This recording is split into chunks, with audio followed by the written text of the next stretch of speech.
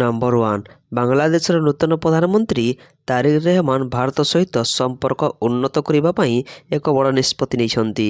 ଶୁକ୍ରବାର ଦିଲ୍ଲୀରେ ଥିବା ବାଂଲାଦେଶ ହାଇ କମିଶନ ଭାରତୀୟ ନାଗରିକଙ୍କ ପାଇଁ ଭିସା ସେବା ପୁନଃସ୍ଥାପିତ କରିଛି, ଯାହା ପ୍ରାୟ 2 ମାସ ପୂର୍ବରୁ ମହମ୍ମଦ ୟୁନୁସଙ୍କ ସରକାର ଦ୍ୱାରା ବନ୍ଦ କରାଯାଇଥିଲା। ଭାରତୀୟ ନାଗରିକଙ୍କ ପାଇଁ ସମସ୍ତ ବର୍ଗର ଭିସା ପୁନଃସ୍ଥାପିତ କରାଯାଇଛି, ଯେଉଁଥିରେ ଚିକିତ୍ସା ଏବଂ ପର୍ଯ୍ୟଟନ ଭିସା ଅନ୍ତର୍ଭୁକ୍ତ। ଗତ ବର୍ଷ ଡିସେମ୍ବରରେ ବ୍ୟବସାୟ ଏବଂ କାର୍ଯ୍ୟ ଭିସା ବନ୍ଦ କରାଯାଇନଥିଲା। ଇଣ୍ଡିଆ ଟୁଡେ ରିପୋର୍ଟ ଅନୁଯାୟୀ ଶୁକ୍ରବାର ସକାଳେ ସେବା ପୁନଃସ୍ଥାପିତ ହୋଇଥିଲା। ନମ୍ବର 2 ରାଜ୍ୟରେ ଛେଚିବ ପ୍ରବଳ ବର୍ଷା, ଲଘୁଚାପକୁ ନେଇ ଆସିଲା ବଡ଼ ଖବର। ଆସନ୍ତା 48 ଘଣ୍ଟାରେ ଲଘୁଚାପ କ୍ଷେତ୍ର ସୃଷ୍ଟି ସମ୍ଭାବନା। ବିଷୁବୀୟ ଭାରତ ମହାସାଗର ଓ ସଂଲଗ୍ନ ଦକ୍ଷିଣ ପୂର୍ବ ବଙ୍ଗୋପସାଗରରେ ଏକ ଘୂର୍ଣ୍ଣିବଳୟ ସୃଷ୍ଟି ହୋଇଛି। ଆସନ୍ତା 48 ଘଣ୍ଟାରେ ଲଘୁଚାପ କ୍ଷେତ୍ର ସୃଷ୍ଟି ହେବାର ସମ୍ଭାବନା ଅଛି। ଏହାପରେ ପଶ୍ଚିମ ଉତ୍ତର ପଶ୍ଚିମ ଦିଗକୁ ଗତି କରିବାର ସମ୍ଭାବନା ରହିଛି, ଯାହାର ପ୍ରଭାବରେ ଆସନ୍ତା 23 ତାରିଖରୁ ରାଜ୍ୟରେ ବିଜୁଳି ଘଡ଼ଘଡ଼ି ସହ ହାଲୁକା ମଧ୍ୟମର ବର୍ଷାର ସମ୍ଭାବନା। ଏଥିପାଇଁ 15 ଜିଲ୍ଲାକୁ ୟେଲୋ ଆଲର୍ଟ ଦିଆଯାଇଛି।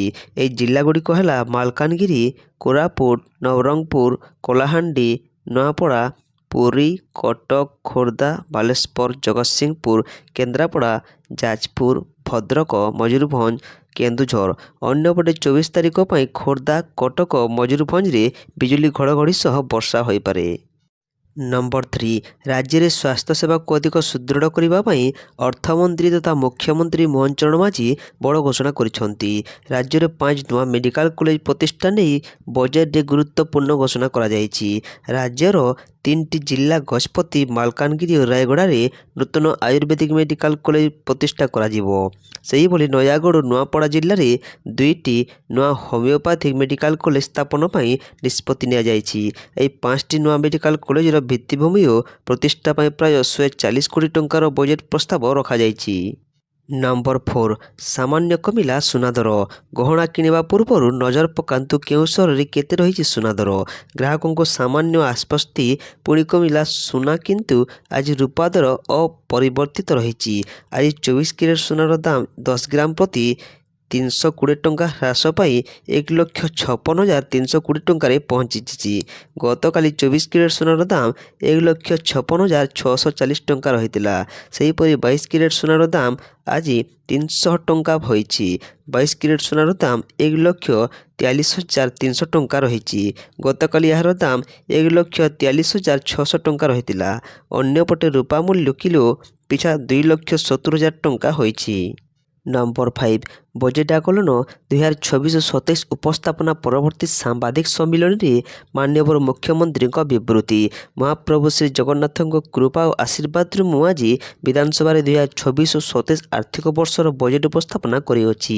ଏହି ବଜେଟ୍ର ସବୁ ବର୍ଗର ଜନସାଧାରଣଙ୍କ ସ୍ୱପ୍ନ, ଆଶା ଓ ଆକାଂକ୍ଷା ପୂରଣ କରିବା ସହ ରାଜ୍ୟକୁ ବିକାଶର ଗତିପଥରେ ତ୍ୱରିତ ବେଗରେ ଅଗ୍ରସର କରାଇବା ଦିଗରେ ସହାୟକ ହେବ। ଆମେ ସମୃଦ୍ଧ ଓଡ଼ିଶା 2036ର ମହାଯାତ୍ରା ଆରମ୍ଭ କରୁଛୁ। ଏହି ବଜେଟ୍ କେବଳ ଆଗାମୀ ବର୍ଷର ଆୟ ବ୍ୟୟର ହିସାବ ନୁହେଁ, ଏହା ଏକ ସମୃଦ୍ଧ, ସଶକ୍ତ ଏବଂ ସମାବେଶୀ ଓଡ଼ିଶା ଗଠନ ଦିଗରେ ଏକ ସୁଦୃଢ଼ ନିର୍ଣ୍ଣାୟକ ପଦକ୍ଷେପ ଅଟେ। ନମ୍ବର 6 ଓଡ଼ିଶା ରାଜ୍ୟରେ ପିଏମ୍ କିଷାନ ହିତାଧିକାରୀଙ୍କୁ ପ୍ରଭାବିତ କରୁଥିବା କଥିତ ଆଧାର ପ୍ରସଙ୍ଗ ଉପରେ ଗଣମାଧ୍ୟମ ରିପୋର୍ଟ ଉପରେ ସ୍ପଷ୍ଟୀକରଣ। ଏହା ଆମ ଦୃଷ୍ଟିକୁ ଆସିଛି ଯେ ଏକ ଗଣମାଧ୍ୟମ ରିପୋର୍ଟ ଆଧାର ସମ୍ବନ୍ଧୀୟ ତ୍ରୁଟି ବିଷୟରେ କେତେକ ଭୁଲ ଏବଂ ବିଭ୍ରାନ୍ତିକର ସୂଚନା ପ୍ରସାରିତ କରିଛି, ଯାହା ଓଡ଼ିଶାର 73,000 କୃଷକଙ୍କୁ ପିଏମ୍ କିଷାନ ଯୋଜନା ଅଧୀନରେ ଲାଭ ପାଇବାରେ ବାଧା ସୃଷ୍ଟି କରିଛି। ନୋଡାଲ କାର୍ଯ୍ୟାଳୟରୁ ମିଳିଥିବା ସୂଚନା ସ୍ପଷ୍ଟ କରେ ଯେ ରିପୋର୍ଟ କରାଯାଉଥିବା ସୂଚନା ଭୁଲ ଏବଂ ବିଭ୍ରାନ୍ତିକର। ନମ୍ବର 7 ଟ୍ରମ୍ପଙ୍କୁ ସୁପ୍ରିମକୋର୍ଟଙ୍କ ବଡ଼ ଝଟକା, ଶୁଳ୍କ ନୀତିକୁ ବେଆଇନ ଘୋଷଣା। ଆମେରିକାର ସୁପ୍ରିମକୋର୍ଟ ରାଷ୍ଟ୍ରପତି ଡୋନାଲ୍ଡ ଟ୍ରମ୍ପଙ୍କୁ ଏକ ବଡ଼ ଝଟକା ଦେଇଛନ୍ତି। ଟ୍ରମ୍ପଙ୍କ ଶୁଳ୍କକୁ ବେଆଇନ ଘୋଷଣା କରିଛନ୍ତି। ଆମେରିକାର ସୁପ୍ରିମକୋର୍ଟ ରାୟ ଦେଇଛନ୍ତି ଯେ ଟ୍ରମ୍ପଙ୍କ ଶୁଳ୍କ ଲାଗୁ କରିବାର ପଦ୍ଧତି ଭୁଲ। ଶୁକ୍ରବାର ସୁପ୍ରିମକୋର୍ଟ ଟ୍ରମ୍ପଙ୍କ ବିଶ୍ୱସ୍ତରୀୟ ଶୁଳ୍କକୁ ରଦ୍ଦ କରିଦେଇଛନ୍ତି। ନମ୍ବର 8 ସୁଭଦ୍ରା ଯୋଜନାକୁ ନେଇ ସରକାରଙ୍କ ବଡ଼ ଘୋଷଣା। କେନ୍ଦ୍ର ବଜେଟ୍ 2026-27ରେ ଓଡ଼ିଶା ପାଇଁ ଅନେକ ପଦକ୍ଷେପ ଘୋଷଣା କରାଯାଇଛି। ଚଳିତ ବଜେଟ୍ରେ ମହିଳାମାନଙ୍କୁ ଅଧିକ ପ୍ରାଥମିକତା ଦିଆଯାଇଛି। ମୁଖ୍ୟମନ୍ତ୍ରୀ କହିଛନ୍ତି, ଆମର ଝିଅମାନେ ହେଉଛନ୍ତି ଆମର ଗର୍ବ। ଏଥିପାଇଁ ସେମାନଙ୍କୁ ସେମାନଙ୍କ ସାମର୍ଥ୍ୟ ହାସଲ କରିବାରେ ସାହାଯ୍ୟ କରିବା ପାଇଁ ଆମେ ଚେଷ୍ଟିତ। ସୁଭଦ୍ରା ଯୋଜନା ପାଇଁ 10,145 କୋଟି ବରାଦ। ପରିବାରଗୁଡ଼ିକୁ ସହାୟତା କରିବା ପାଇଁ ମୁଖ୍ୟମନ୍ତ୍ରୀ କନ୍ୟା ବିବାହ ଯୋଜନାର ଶୁଭାରମ୍ଭ ହୋଇଛି। ସାମୂହିକ ବିବାହକୁ ସୁଗମ କରି ସରକାର ଆର୍ଥିକ ଦାୟିତ୍ୱ ହିସାବରେ ବିବାହର ସମସ୍ତ ଖର୍ଚ୍ଚ ସମ୍ଭାଳିବା ସହିତ କନ୍ୟାକୁ ଉପହାର ମଧ୍ୟ ପ୍ରଦାନ କରୁଛନ୍ତି। ଏଥିପାଇଁ 12 କୋଟି ଟଙ୍କା ବ୍ୟୟବରାଦର ପ୍ରସ୍ତାବ ଦିଆଯାଇଛି। ନମ୍ବର 9, BA ପାସ୍ କଲେ ଝିଅଙ୍କୁ ମିଳିବ 1,01,000 ଟଙ୍କା। ବଜେଟରେ ମୁଖ୍ୟମନ୍ତ୍ରୀ କଲେ ଘୋଷଣା। ମୁଖ୍ୟମନ୍ତ୍ରୀ ତଥା ଅର୍ଥମନ୍ତ୍ରୀ ମୋହନ ଚରଣ ମାଝୀ 2024-27 ଆର୍ଥିକ ବର୍ଷ ପାଇଁ ବଜେଟ୍ ଉପସ୍ଥାପନା କରିଛନ୍ତି।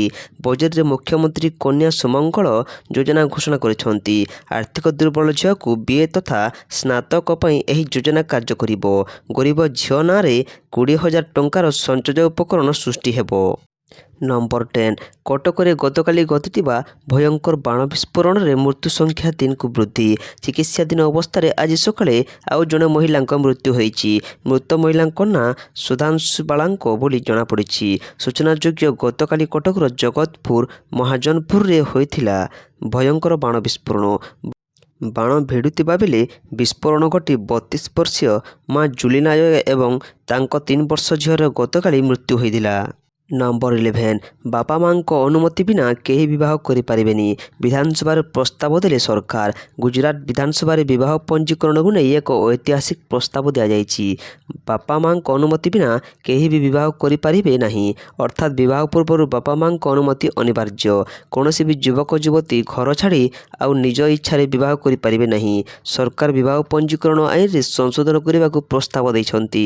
କାର୍ଯ୍ୟକାରୀ ହେବା ପରେ ଗୁଜରାଟରେ ବିବାହ ନିୟମ ସମ୍ପୂର୍ଣ୍ଣ ପରିବର୍ତ୍ତନ ହୋଇଯିବ। ନମ୍ବର 12, ଦୃଢ଼ ଡାଟା ପ୍ରଶାସନର ଆବଶ୍ୟକତା ଉପରେ ପ୍ରଧାନମନ୍ତ୍ରୀ ମୋଦିଙ୍କ ଗୁରୁତ୍ୱାରୋପ। ପ୍ରଧାନମନ୍ତ୍ରୀ ନରେନ୍ଦ୍ର ମୋଦି ଆଜି ସେବା ତୀର୍ଥଠାରେ AI ଏବଂ ଡିଫେକ୍ଟ ଷ୍ଟାର୍ଟଅପ୍ CEO ମାନଙ୍କ ସହିତ ଏକ ଗୋଲଟେବୁଲ ବୈଠକ କରିଛନ୍ତି। ଗୋଲଟେବୁଲରେ ଅଂଶଗ୍ରହଣ କରିଥିବା ଷ୍ଟାର୍ଟଅପ୍ଗୁଡ଼ିକୁ ନିର୍ଦ୍ଦିଷ୍ଟ କ୍ଷେତ୍ରଗୁଡ଼ିକରେ ଜନସଂଖ୍ୟା ସ୍ତରୀୟ ଆହ୍ୱାନଗୁଡ଼ିକ ସମାଧାନ କରୁଛନ୍ତି। ସ୍ୱାସ୍ଥ୍ୟସେବା କ୍ଷେତ୍ରରେ ସେମାନେ ଉନ୍ନତ ନିଦାନ, ଜିନ୍ ଥେରାପି ଏବଂ ଶେଷ ମାଇଲ ପର୍ଯ୍ୟନ୍ତ ଗୁଣାତ୍ମକ ସେବା ଯୋଗାଇବା ନିମନ୍ତେ ପ୍ରଭାବୀ ରୋଗୀ ରେକର୍ଡ ପରିଚାଳନା ଲାଗି AI ବ୍ୟବହାର କରୁଛନ୍ତି। ନମ୍ବର 13, ଓଡ଼ିଶାର ଆନୁଷଙ୍ଗିକ ଭିତ୍ତିଭୂମିର ବିକାଶ ହେବ ଧର୍ମେନ୍ଦ୍ର। 2024-27 ଆର୍ଥିକ ବର୍ଷ ପାଇଁ ଓଡ଼ିଶା ବିଧାନସଭାରେ ପ୍ରାୟ 3,10,000 କୋଟି ଟଙ୍କାର ବଜେଟ୍ ଉପସ୍ଥାପିତ କରୁଥିବାରୁ ମାନ୍ୟବର ପ୍ରଧାନମନ୍ତ୍ରୀ ନରେନ୍ଦ୍ର ମୋଦି ଓ ମୁଖ୍ୟମନ୍ତ୍ରୀ ମୋହନ ଚରଣ ମାଝୀଙ୍କୁ ଧନ୍ୟବାଦ ଜଣାଇଛନ୍ତି କେନ୍ଦ୍ର ଶିକ୍ଷାମନ୍ତ୍ରୀ ତଥା ସମ୍ବଲପୁର ସାଂସଦ ଧର୍ମେନ୍ଦ୍ର ପ୍ରଧାନ। ଶ୍ରୀ ପ୍ରଧାନ କହିଛନ୍ତି, ଚଳିତ ବଜେଟ୍ ବିକଶିତ ଓଡ଼ିଶା ପାଇଁ କଲ୍ୟାଣକାରୀ ଓ ଦୂରଦର୍ଶୀ ବଜେଟ୍। ଏହା ଓଡ଼ିଶାର ଶିକ୍ଷା, ଦକ୍ଷତା, ଶିଳ୍ପ, କୃଷି ଓ ପର୍ଯ୍ୟଟନ ଭିତ୍ତିଭୂମିର ବିକାଶ ସହ ସବୁ ବର୍ଗର ଲୋକଙ୍କ ଆଶା ଓ ଆକାଂକ୍ଷାକୁ ପୂରଣ କରିବ। ବଜେଟ୍ରେ ଡବଲ ଇଞ୍ଜିନ୍ ସରକାର ବିକାଶମୂଳକ ଦୂରଦୃଷ୍ଟିର ପ୍ରତିଫଳନ ହୋଇଛି।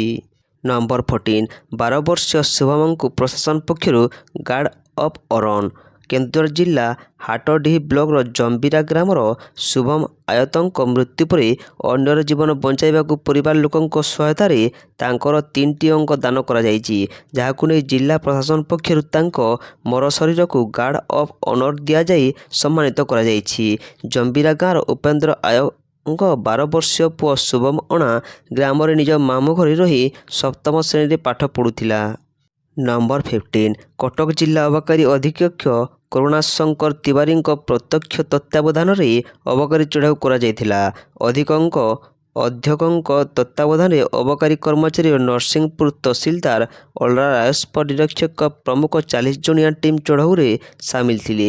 ନରସିଂହପୁର ଥାନା ଅନ୍ତର୍ଗତ ଜୟଦାମ୍ବୋଦରପୁର ମୁଣ୍ଡସାହି ଗ୍ରାମରୁ 1 ଏକର ଜମିରେ ଚାଷ ହୋଇଥିବା 43,750ଟି ଅଫିମ ଗଛ ଜବତ କରାଯାଇ ନଷ୍ଟ କରାଯାଇଛି। ନମ୍ବର 16, ଜଗନ୍ନାଥ ଭକ୍ତଙ୍କ ପାଇଁ ପେଡ଼ି ଖୋଲିଦେଲେ ମୋହନ। ଶ୍ରୀ ଜଗନ୍ନାଥ ଦର୍ଶନ ଯୋଜନା ପାଇଁ 30 କୋଟି, ଶ୍ରୀ ଅନ୍ନ ଯୋଜନା ପାଇଁ 400 କୋଟି ଟଙ୍କା।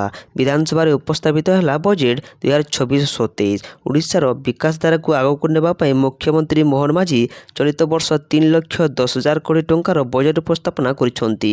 ଗତ ବର୍ଷ ତୁଳନାରେ ଏହି ବଜେଟ୍ର ଆକାର ଯଥେଷ୍ଟ ଅଧିକ ରହିଛି, ଯାହା ରାଜ୍ୟର ଅର୍ଥନୈତିକ ଅଭିବୃଦ୍ଧିରେ ସଂକେତ ଦେଉଛି।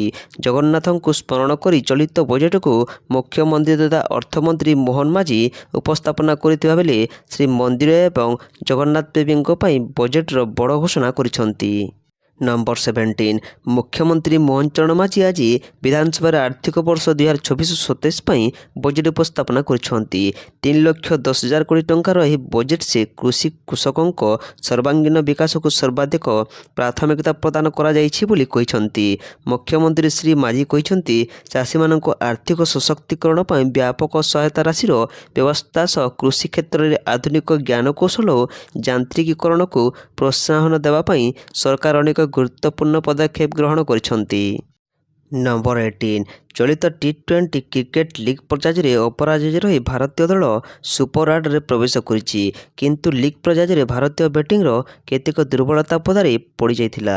ତାହା ହେଉଛି ଅଫ୍ ସ୍ପିନ୍ ଖେଳିବାରେ ଭାରତୀୟ ବ୍ୟାଟ୍ସମ୍ୟାନ୍ ସମସ୍ୟାର ସମ୍ମୁଖୀନ ହୋଇଥିଲେ। ସୁପର 8ରେ ଭାରତ ଶକ୍ତିଶାଳୀ ଦଳଙ୍କ ସାମ୍ନା କରିବାକୁ ଯାଉଥିବା ବେଳେ ଏହି ଦୁର୍ବଳତା ଭାରତ ପାଇଁ ଚିନ୍ତାର କାରଣ ହୋଇପାରେ ବୋଲି ଦଳର ସରକାରୀ ପ୍ରଶିକ୍ଷକ ରିଆନ୍ ଡେନ୍ ଡୁଏସେଟ୍ ସତର୍କ କରାଇଦେଇଛନ୍ତି। ନମ୍ବର 19 ସୁଭଦ୍ରା ଯୋଜନାକୁ ନେଇ ସରକାରଙ୍କ ବଡ଼ ଘୋଷଣା।